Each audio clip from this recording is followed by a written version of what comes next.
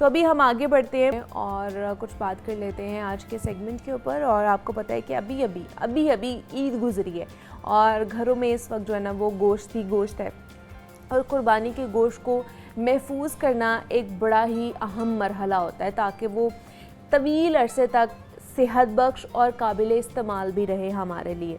अब ईद कुर्बा के मौके पर अक्सर घरों में गोश्त की मिकदार ज़्यादा होती है जिसे फ़ौरी तौर पर इस्तेमाल करना हमारे लिए भी मुमकिन नहीं होता। अगर गोश्त को मुनासिब तरीके से ज़ख़ीरा ना किया जाए तो वो ख़राब हो सकता है, इसलिए उसकी सफाई, उसकी पैकिंग करना, उसको फ्रीज़र में महफूज करना बड़ा इम्पॉर्टेंट है। चंद एहतियाती तदाबीर हैं जिनको इख्तियार करके गोश्त को कई महीनों तक भी महफूज रखा जा सकता है। तो आज हम इसी के ऊपर बात करेंगे कि गोश्त को हमने महफूज कैसे करना है और अगर हमने इसको इस्तेमाल में भी लाना है तो उसको किस तरह ला सकते हैं, क्योंकि एक तो गर्मी बहुत ज़्यादा पड़ रही है आपको पता है लाहौर में, और दूसरा ये है कि लोड शेडिंग का भी ख़दशा लगा रहता है। लोड शेडिंग भी बहुत ज़्यादा हो रही होती है जिसकी वजह से फ्रीज़र्स और फ्रिज काम भी नहीं करते हैं। तो ऐसी सूरत हाल में हमने स्टोर किस तरह करना है गोश्त को, उसको सेहत बख्श भी किस तरह बनाना है, उस पर बात करेंगे। हमारे साथ हाफिज़ा मलिहा मौजूद हैं जो कि शेफ़ हैं। तो शेफ़ मलिहा से आपकी मुलाकात कराते हैं। शेफ़ मलिहा, आपको वेलकम कहते हैं जागो लाहौर में। कैसी हैं आप? ठीक है अल्हम्दुलिल्लाह, thank you so much. Eid कैसी गुजरी शेफ़ मलिहा की? बहुत बिजी गुजरी। आप लोग मतलब आपने भी ये सारा मरहला जो था गोश्त करवाना, कुर्बानी कराना, उसके बाद फिर उसको स्टोर करना, पैकिंग करना, ये सारी हर चीज़ प्रॉपर प्रोसीजर के साथ की है। अच्छा, तो वही प्रोसीजर आज आपने हमें भी बताना है और हमारे देखने वालों को भी बताना है कि अब घरों में ऑब्वियसली सबके गोश्त है, फ्रिज में भी फ्रीज़र में भी गोश्त है, तो उसको अब हमने स्टोर कैसे करना है। एक तो पता है आपको कि गर्मी कितनी ज़्यादा पड़ रही है, दूसरा ये कि इतनी गर्मी में जो ये फ्रीज़र्स या फ्रिज होते हैं ये भी ज़्यादा काम नहीं करते हैं और इनमें भी इतनी बर्फ़ भी नहीं बन रही होती है और कूलिंग भी नहीं होती है। तो ऐसे में हमने अपने गोश्त को किस तरह एक तो सेहत बख्श भी बनाना है, दूसरा हमने उसको अच्छे तरीके से स्टोर कैसे करना है। क्या सबसे पहला प्रोसीजर है कि आपने क्या करना है कि अगर आपने गोश्त की पैकिंग करनी है, ठीक है, पैकिंग के लिए सबसे पहले आपने उसको विनीगर में डिप कर देना है। कोई भी एसिड सोल्यूशन में आप डिप कर सकते हैं। एसिड सोल्यूशन जोन से हैं इसमें है आता है विनीगर, ठीक है, इसके अलावा हमारे पास लेमन जूस आ जाता है, ठीक है, सॉल्ट आ जाता है। ये सब जो चीज़ें हैं वो हमारी एसिडिक सॉल्यूशन में आते हैं। अगर हम उसका यूज़ करेंगे स्टोर करने के लिए वो बहुत ज़्यादा हमारे लिए बेहतर होगा, ठीक है। हमें सबसे पहले गोश्त कोई भी लेना है, ठीक है, उसको डिप कर देना विनीगर में, ठीक है, उसके साथ थोड़ा सा आप पानी शामिल कर सकते हैं, ठीक है। हाफ़ आवर के लिए 1 आवर के लिए आपने रख दिया, ठीक है। देन आपने उसको अच्छे से ड्राई करना है पेपर टॉवल के साथ ड्राई करके आपने उसको पैकिंग के लिए जो शॉपिंग बैग यूज़ कर रहे हैं वो आपके फूड होने चाहिए, ठीक है, फूड कंटेनर होने चाहिए। कोई ऐसा नहीं कि कोई भी आपने पकड़ लिया और कोई भी आपने इस्तेमाल कर लिया, ठीक है, वो सबसे ज़्यादा इम्पोर्टेंट चीज़ है, ठीक है। और जब आपने उसी गोश्त को निकालना है कभी भी आपने डायरेक्ट उसको पकाना नहीं है। कुछ लोग होते हैं कि हमें जल्दी है, हमने जल्दी से पकाना है और चलें जी जल्दी से डायरेक्ट हमने मसाले में ऐड कर दिया, जो कि हमारी सेहत के लिए भी बहुत ज़्यादा नुकसानदेह है, ठीक है। इवन हम लोग अगर खाएंगे उसके न्यूट्रिएंट्स नहीं हमें अच्छी तरह से प्रोवाइड किए जाएंगे, ठीक है।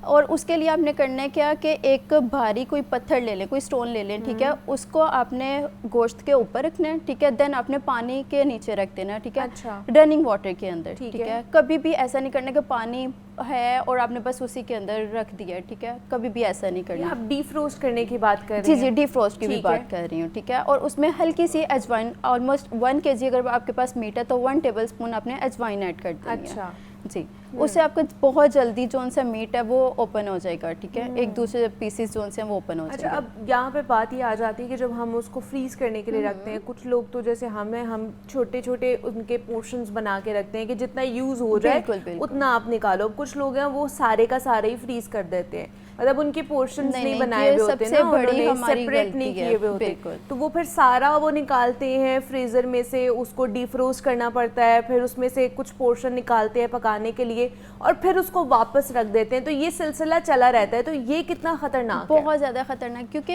एक मीट को भी एक प्रॉपर टेम्परेचर चाहिए, कुकिंग के टाइम पे भी, स्टोरिंग के टाइम पे भी, इवन जब वो हमारा पोर्शन हम लोग खा रहे हैं वो भी एक प्रॉपर टेम्परेचर पे कुक होगा तो हम खा सकते हैं। क्योंकि एक डेंजर जोन जो है 0 to 65 डिग्री सेंटीग्रेड, अगर इसके दरमियान अगर होगा हमारा गोश्त बहुत जल्दी ख़राब हो सकता है। अच्छा। ठीक है, जो कि हमारी सेहत के लिए भी बहुत ज़्यादा नुकसानदेह है। मतलब आप ये कह रही हैं कि जब हम जो भी जितना भी पोर्शन हमने करके रखे हुए हैं, जब उसको हम निकालें तो हम डायरेक्ट उसको कुकिंग के लिए ना करें, हम उसको पहले धोएं अच्छी तरह से, ठीक ठीक है, उसको अच्छे से पेपर टॉवल के साथ क्लीन करें, देन हम उसको ऐड करें अपने प्रॉपर मसाला या जिस तरह से भी हमने बनाना है उसमें। और जब हमने फ्रीज भी करना है तब भी यही हमारा प्रोसीजर होना चाहिए कि किसी भी एसिडिक के साथ उसको वॉश करके उसको पेपर टॉवल के साथ ड्राई करके फिर उसको हमने उसके पोर्शंस बना के तो वो हमने करने हैं, फ्रीज करना है। और इसको कितनी देर तक फ्रीज कर सकते हैं हम? जो अगर शेल्फ लाइफ की मैं बात करूं तो 3 months minimum and maximum 6 months है। ठीक है, इससे ज़्यादा हम लोग कभी भी नहीं रख सकते, क्योंकि ऑब्वियसली न्यूट्रिएंट्स भी बरकरार कुछ देर तक ही रह सकते हैं। ठीक है, तो इसलिए, और उसका टेम्परेचर हमेशा बैलेंस रहेगा, देन ही हमारा मीट हमारे खाने के लायक रहेगा। अदरवाइज़ तो टेम्परेचर जिस तरह लोड शेडिंग बहुत ज़्यादा हो रही है हमारी कंट्री में, तो डेली बेसिस पे अगर इस तरह से होगा तो मीट की शेल्फ लाइफ ऑब्वियसली थोड़ी कम हो जाएगी। ठीक है, तो इसका भी आपने ख्याल रखना है। अच्छा, आजकल ये तो हो ही रहा है कि फ्रिज में हम रखते हैं मीट, लेकिन ड्राई करने का भी कॉन्सेप्ट बड़ा सदियों पुराना चलता आ रहा है। अब जिनके घर फ्रिज वगैरह नहीं होती है वो तो ड्राई कर लेते हैं। जी। तो वो भी एक अच्छा तरीका है, वो भी एक अच्छा तरीका है, लेकिन ऑब्वियसली टेस्ट वैसा बरकरार नहीं रहता। अच्छा। जिस तरह से एक फ्रेश मीट का कह लें कि टेस्ट होता है, आप बाजार से ला के स्टोर कर रहे हैं, ठीक है, और ला के स्टोर कर दिया, हफ्ते बाद 2 हफ्ते बाद बना रहे हैं, ऑब्वियसली वो टेस्ट और एक फ्रेश मीट का टेस्ट बहुत ज़्यादा चेंज होता है। और न्यूट्रिएंट्स की बात करें तो ऑब्वियसली वो भी थोड़े कम हो जाते हैं इस तरह से। ठीक है, कि न्यूट्रिएंट्स जो है ना वो कम होना शुरू हो जाते हैं। तो मुझे ये बताइए कि जैसे अब पका रहे हैं हम, तो ऐसी कौन सी रेसिपी है जो कि हम लोग जल्दी में फटाफट जो है ना वो बना सकते हैं अगर कोई घर आ जाए हमारे? तो ठीक है, मैं आपके साथ रेसिपी, क्योंकि आजकल मीट है हमारे घर में, तो मीट से रिलेटेड ही ऐसी कौन सी रेसिपी हो सकती है? मैं आपके साथ एक रेसिपी शेयर करती हूँ। ठीक है, पाए, निहारियाँ और कौरमे भी खा के हम तंग आ जाते हैं कभी-कभी। ठीक है, और हमें एक ऐसी चीज़ चाहिए, एक ऐसी डाइट में चाहिए जिसमें हमारा मीट भी इंक्लूड हो। ठीक है, उसके अलावा वेजिटेबल्स भी यूज़ हों।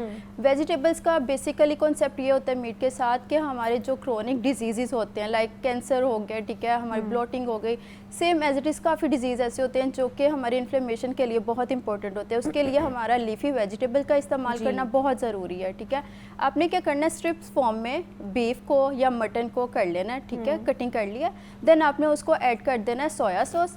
ठीक है, 3 tablespoon soya sauce and 2 tablespoon oil. Olive oil ले सकते हैं, वेजिटेबल ऑयल ले लें, इट्स अप टू यू। ठीक है, वो आपने ले लिया, उसको मीट को डिप कर दिया। इतने देर में आपने लीफी वेजिटेबल्स कटिंग कर लेनी है, क्योंकि वाटर कंटेंट बहुत ज़्यादा होता है उसमें। वाटर कंटेंट ज़्यादा होगा तो आजकल वैसे ही गर्मी है, तो हमारे लिए अच्छा होगा, न्यूट्रिएंट्स मिल जाएंगे। रोमेन हो गई, लेटस, आइसबर्ग, सैलेड लीव्स, इसके अलावा कुकम्बर हो गया, इन सबको साथ आपने कोई भी सीजनल फ्रूट ऐड कर लें, लाइक एप्रिकॉट आजकल है वो ऐड कर लें। और जो कुक करना है मीट को, ठीक है, उसके लिए आपने डायरेक्ट उसको अगर हॉट प्लेट पे अगर आप कुक करें तो इजीली कुक हो जाएगा। अच्छा। गलने का ज़्यादा मसला नहीं होगा, क्योंकि हमने 2 इसमें एसिड्स यूज़ किए हैं, एक तो वेजिटेबल ऑयल, सेकंड है हमारे पास सोया सॉस। ठीक है, कोई कचरी पाउडर नहीं, कोई ऐसा सोल्यूशन हमने और नहीं ऐड करना। ठीक है, ये ऐड करके आप इसमें थोड़ी सी सीजनिंग कर सकते हैं, लाइक ब्लैक पेपर हो गया, वाइट पेपर, सॉल्ट हो गया, ये सब के साथ आप यूज़ कर सकते हैं। ठीक है, उसको करके तो ये एज अ सैलेड के तौर पर भी यूज कर सकते हैं, एज अ मील आप कर सकते हैं इसको यूज, क्योंकि इसमें मीट हमारा यूज हो रहा है। ठीक है, और वेजिटेबल्स भी आ गए, फ्रूट भी, एक फाइबर भी आ गया है आपको, और साथ ही साथ प्रोटीन भी आपको फुल ऑफ न्यूट्रिएंट्स। चलिए, ये तो एक अच्छी चीज़ हो गई, एक अच्छा आपने मील बता दी। मुझे ये बताएं, बहुत सी अब ख़वातीन इसलिए भी परेशान रहती हैं कि मीट जल्दी गलता नहीं है, तो उसके लिए क्या जो है ना टिप देना चाहेंगी? ठीक है, मीट कहते हैं कि गलता नहीं है, कोई कहते हैं कि पपीते का पाउडर आप इस्तेमाल करें, कचरी पाउडर इस्तेमाल कर लें, ठीक है, पपीते का पेस्ट इस्तेमाल कर लें। सबसे मोस्ट इम्पोर्टेंट जो इंग्रेडिएंट्स है ना, आप ऑयल में डिप कर दें। ऑयल में डिप किसी भी ऑयल में डिप किसी भी ऑयल में आप डिप घर में जो कुकिंग ऑयल हम पका रहे होते हैं उसमें डिप कर दें, उसमें आप डिप कर दें। ठीक है, एक तो कोशिश करनी है कि पीसेस जो से हैं वो एक नॉर्मल स्टैंडर्ड साइज होने चाहिए, ठीक है। कुछ लोग होते हैं बहुत बड़े बड़े पीसेस कर देते हैं, इवन आपने स्टेक बनाना है, आपने कोई किसी भी तरह का मीट बनाना है, नहीं गलता। आपने क्या करना है, एक तो स्टैंडर्ड साइज मीट का साइज रखना है, ठीक है। देन आपने उसको ऑयल में डिप कर देना है, ऑलमोस्ट 1 और 2 आवर के लिए आप छोड़ दें, ठीक है। आपने जब पकाना है ऑयल को सेपरेट कर देना है, उस मीट को आपने यूज़ करना है। वही ऑयल आप कोई भी खाना बनाएंगे आप उसमें यूज़ कर सकते हैं, क्योंकि उसका एक तो फ्लेवर आ जाएगा मीट के अंदर, और दूसरा ये कि आपका बहुत जल्दी टेंडर हो जाएगा।